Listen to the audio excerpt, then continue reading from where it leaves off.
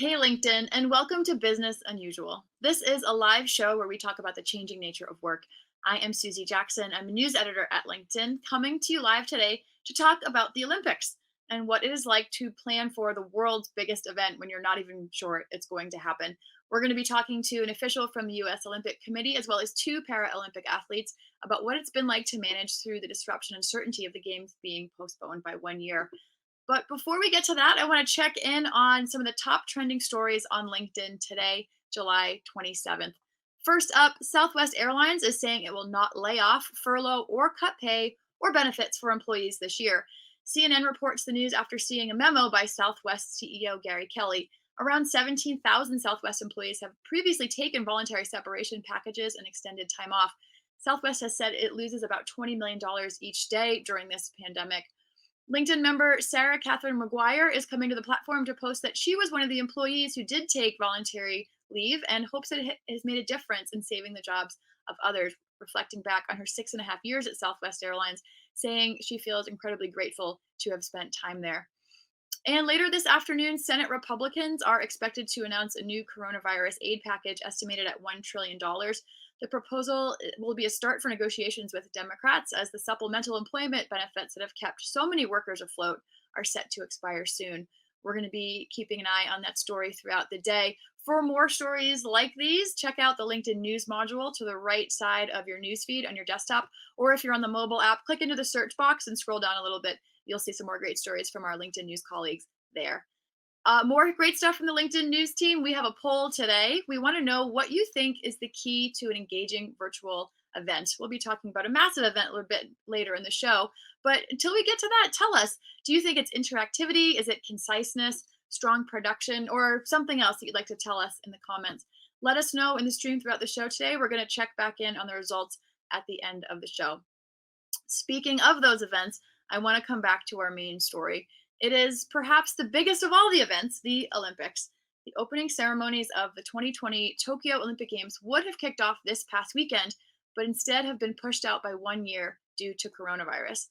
Organizers have said the Games will not be postponed again if there are no major changes between now and then, like a reliable vaccine, for instance.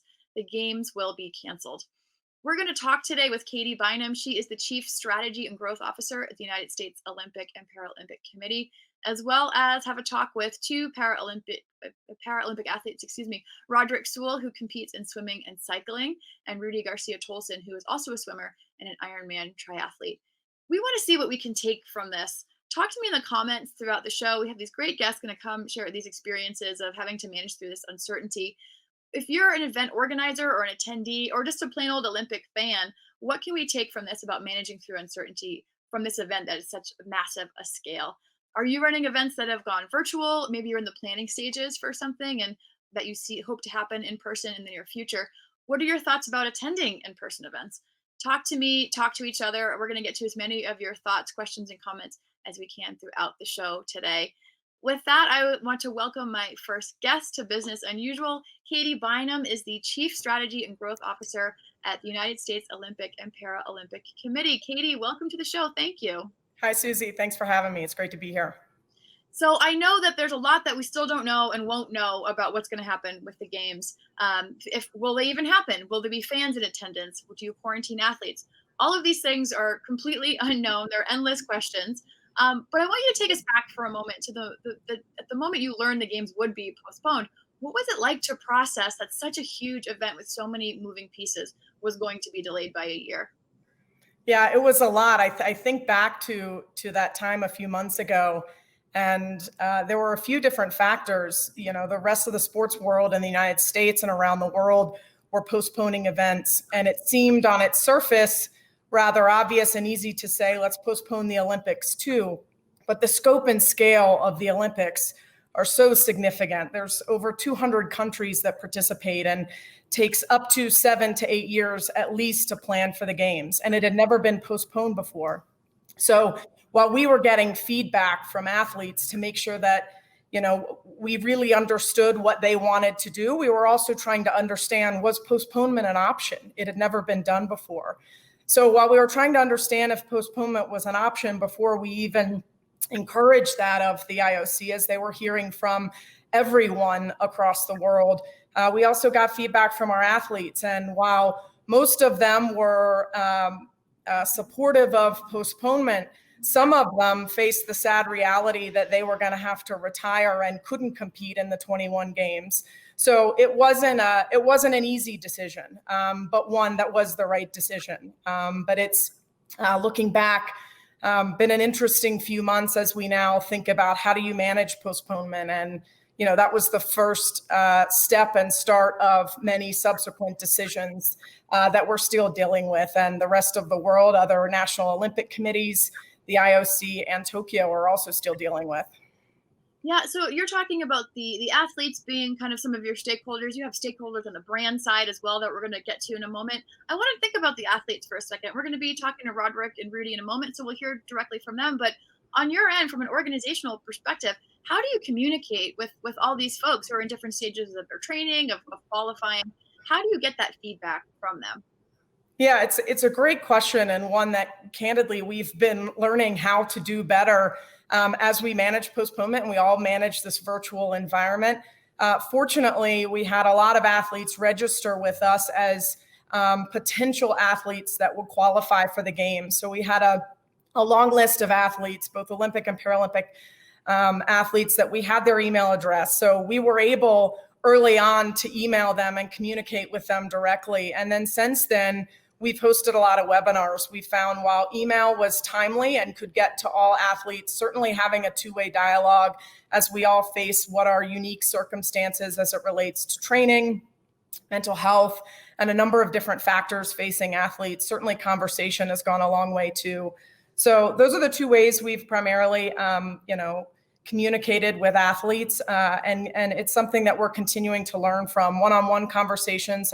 Fortunate that last year we stood up an athlete services team and now have a dedicated team focused on servicing athletes with the rest of the organization. So, fortunately, in addition to the email addresses and means we had to reach as many athletes as possible, we've put ourselves in a position where we can better service athletes and have put that into action, which has been great.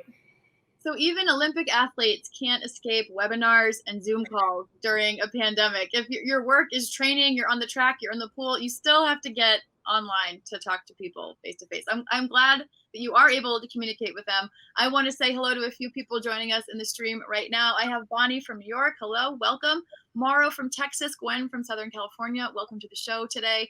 Thomas from Florida, Elizabeth all the way from Portugal. It's great that we have global viewership. It's a global event that we're talking about. We are talking about the Olympics. Katie Bynum is the Chief Strategy and Growth Officer for the U.S. Olympic and Paralympic Committee. We're just hearing about how they're communicating with athletes through this time of disruption. I'm curious, Katie, talk to me about the partners. Partnership is such a huge part of the Olympics as well, and that's been disrupted. I've already seen Olympic Oreos out on the shelf, timed to the event that was supposed to start just a few days ago. What is it like to interact with those partners and deal with contracts that might be expiring or just manage expectations generally?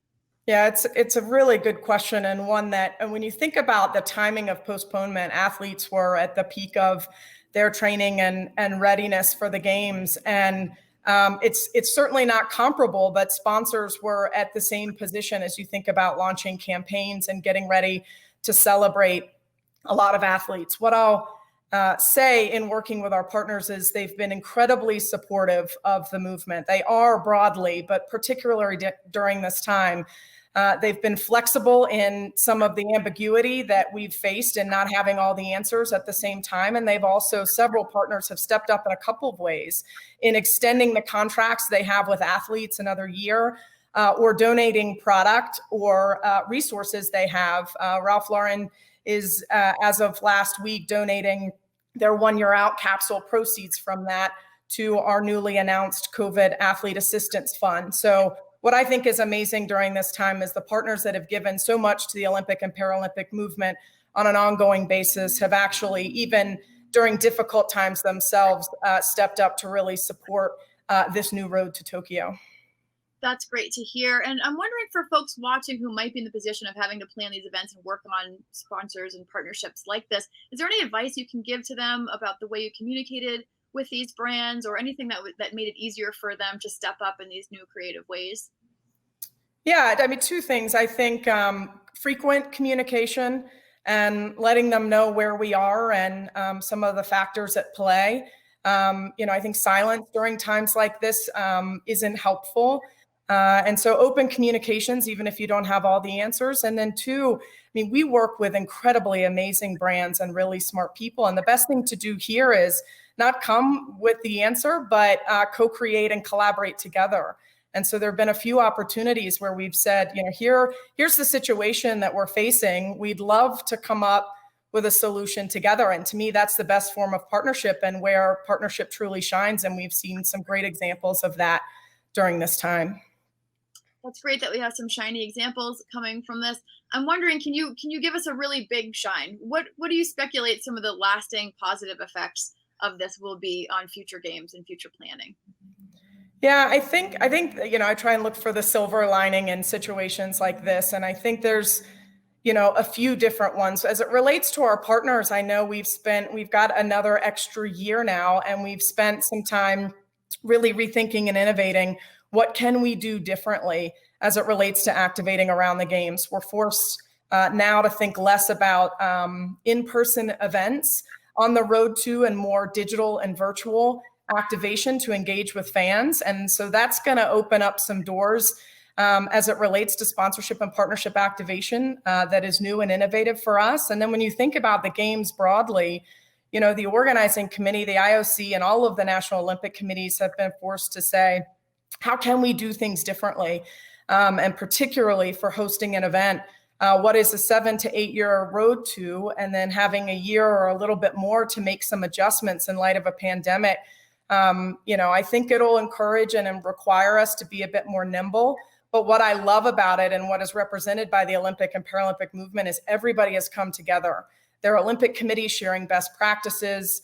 There are resources coming together for the IOC and the Tokyo organizing committee to say, how can we help? How can we collaborate on this together? So the community is really coming together to make this the best games that it can be. That's great. And we're seeing the community here on Business Unusual come together as well. Kyle says, I miss the Olympics. Victoria says, Tokyo. I think we all do. I'm sure you do. And the athletes we're going to speak to in a minute do as well. Katie, thank you for joining us on Business Unusual. We wish you the best of luck as we navigate this next year. And I speak for Victoria and Kyle and myself, and we really want to see you all in Tokyo. So thank you for joining us. Me too. Thank you for having me.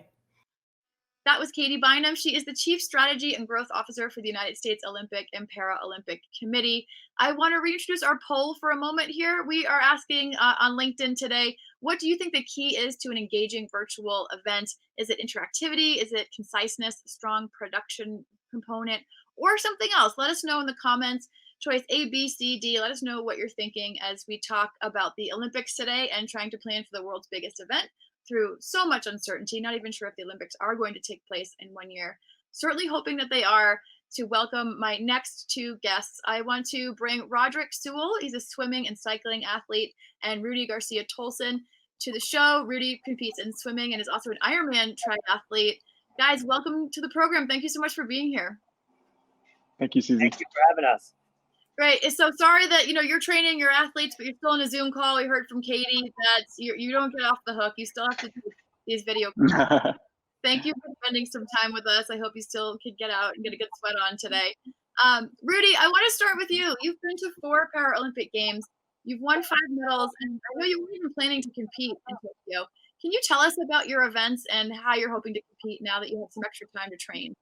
Absolutely. Yeah. So I've been a part of the last 4 Paralympic Games in the sport of swimming, but also a little bit of track and field in London. And over the past 4 years, I've been living in New York City, working with the New York Roadrunners with a disability program for kids. So getting more kids active in sport is an important thing, especially in New York City. Now, when the COVID pandemic started back in March, we were forced to work from home. And at that point, the Olympics and Paralympics were announced that they were going to be postponed the whole year.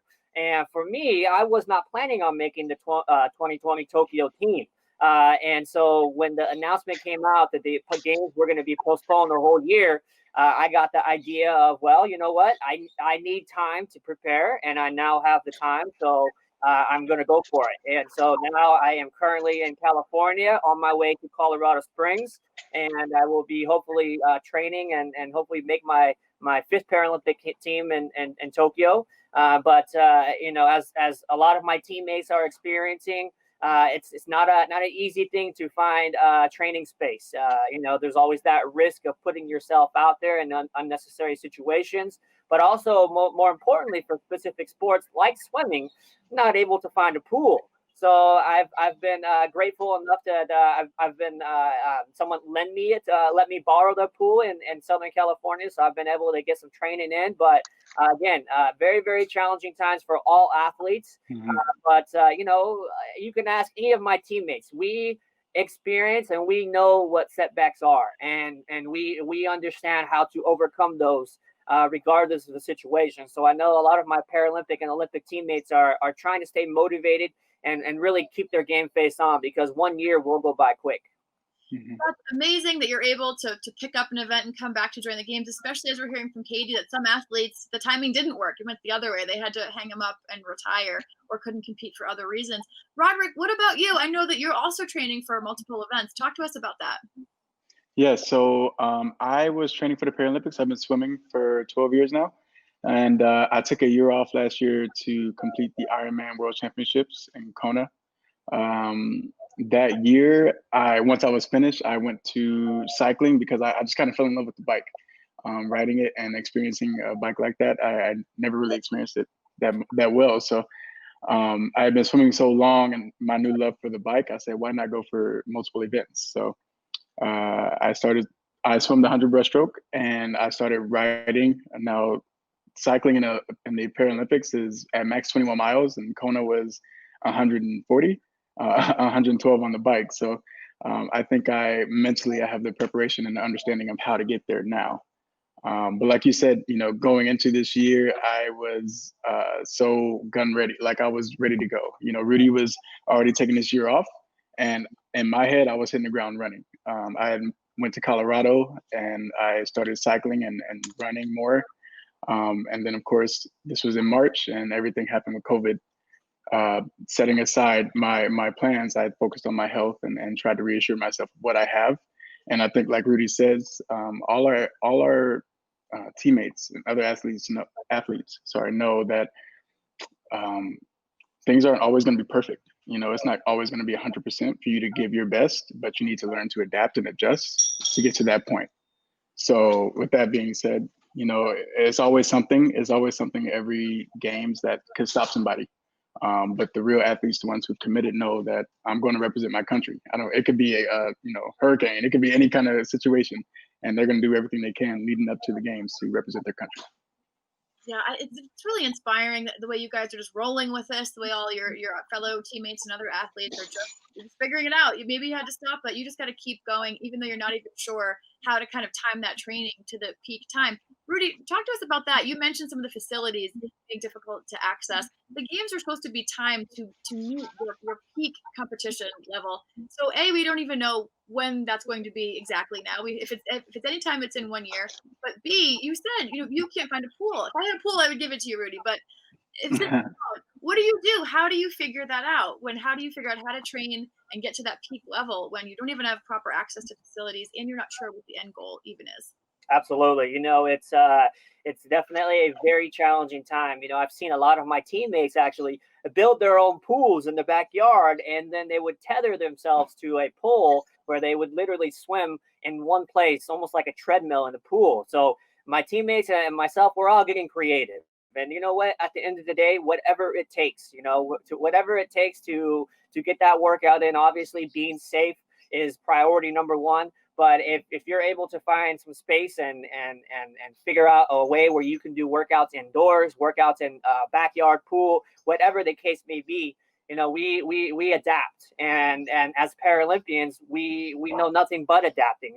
From a young age, myself and Roderick have been double above knee amputees. We've always had people telling us that we couldn't do things. We couldn't walk. We couldn't swim. Now we're both Ironmen. And I think that speaks volumes about myself and my teammates, that regardless of the situation, we are going to focus on what we can control, and that is our attitude. We can't control, unfortunately, the global situation. We can't control the postponement of the games. But as you said, the games for us, you know, we live our lives every 4 years, and we've always thought that the games were set in stone every 4 years, and for this to happen is just really unheard of. And so, you know, I think it's just a situation where each athlete has to be mindful of their own safety, and do whatever it takes to get that workout in, so they can stay on path of their dreams and goals. Because again, anything could happen, whether it be an injury, whether it be a training situation, whatever the case may be.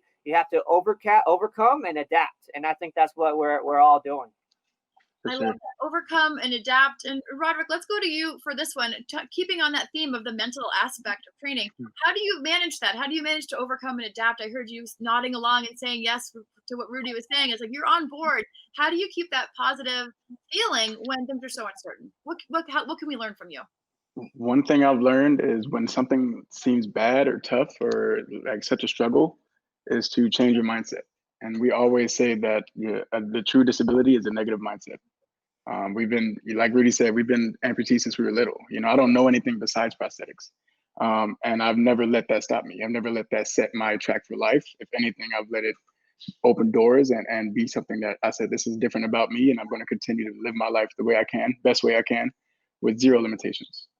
So hearing that and knowing that we're all kind of going through the same struggle, it takes changing your attitude and changing that mindset to really move forward. Because I'll say gladly, there's people out there that are struggling, athletes that are really struggling to train. And there are those ones that are like, all right, what can I do? How can I fix this? Where can I change? Where can I adapt? Where can I adjust so that I can keep that edge? Because if you're not doing anything now, I guarantee you, when things start moving forward again, you're going to be behind if you haven't been doing anything this whole time.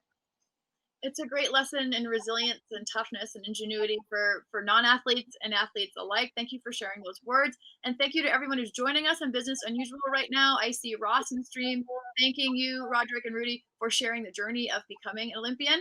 I see Talia, who says she can't wait to see the Olympics. It's her favorite thing to watch now. And little too. Talia, I feel the same way as you about that. I really, really hope the games do happen a year from now. Rudy, let's go to you. Are you confident that the games will happen? And are there circumstances where they would go on, but you would consider not competing? Absolutely. You know, at this point, you know, we're a little more than a year out. Whether the games happen or not is not something that's in my mind at this moment. I am focusing on today. I'm focusing on what I can do today to make myself a better athlete for tomorrow. And whether the games happen or not, we are going full bore. We're going full speed ahead.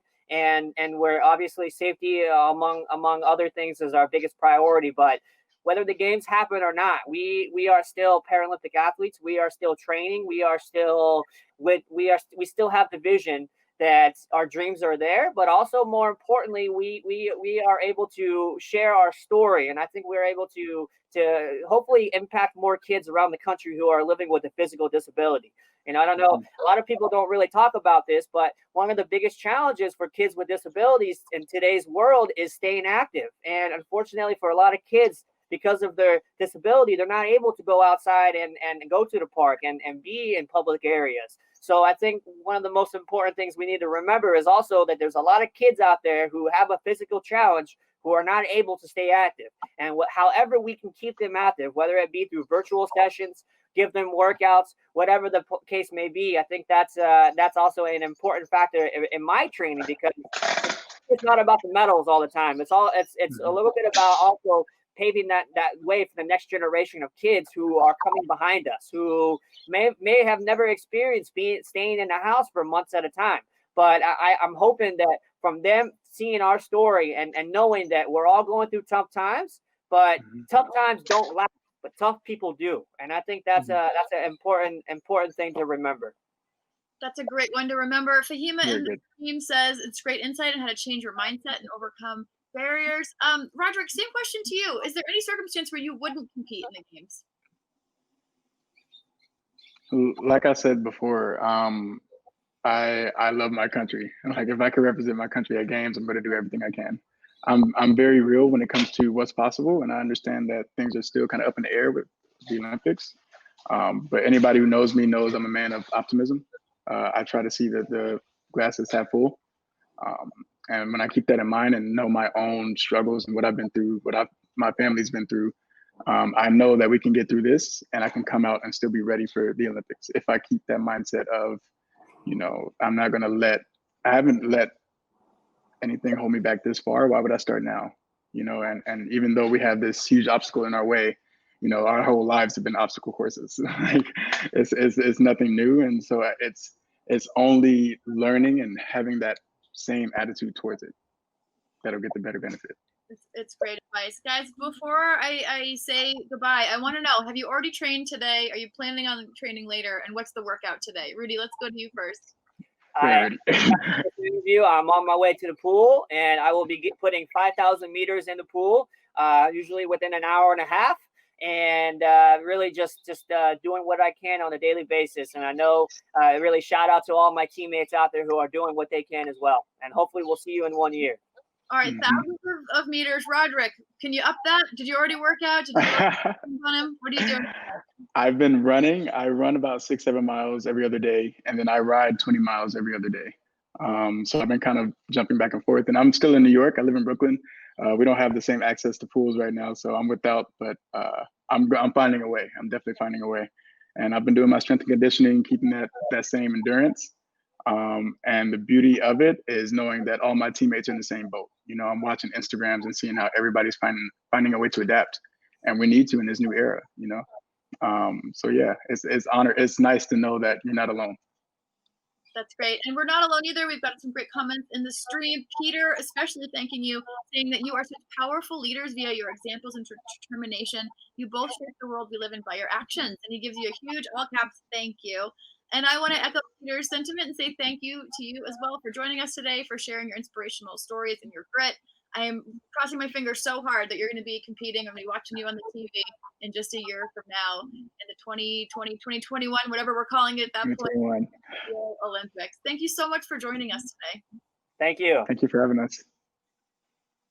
If you are just joining us now, this is Business Unusual. We've been talking to Olympic officials and athletes about what it is like to manage through this time when you're not even sure the games are going to happen. They've been pushed out by a year. They will be canceled if organizers don't feel like there's any big progress on a vaccine, etc. We've been asking you throughout the show about a poll, and I want to see where we are on that now. We were asking, what do you think the key is to a virtual event being really engaging? And it looks like the results are many of you saying it's interactivity. I'm seeing Elizabeth and Jason vote for that. Conciseness came in second at 21%. Strong production value. Thomas and Eric, you shared that was important to you with us. And some other people saying, Peter says dynamic speakers and leaders and content is a primary draw for virtual content for him personally. And Daisy says the important subject matter is what really draws her. Thank you for joining us throughout the show today. Business Unusual is live from the LinkedIn news page at 12 Eastern each day. Tomorrow, my colleague Caroline Fairchild will be speaking with Lieutenant General Nadia West, the first Black female Lieutenant General and the highest ranking woman to graduate from the U.S. Military Academy. They're going to speak about leading during tough times and about the future of healthcare. It's a great show. You won't want to miss it. 12 noon Eastern tomorrow from the LinkedIn news page. Hope to see you then, and thank you for joining us.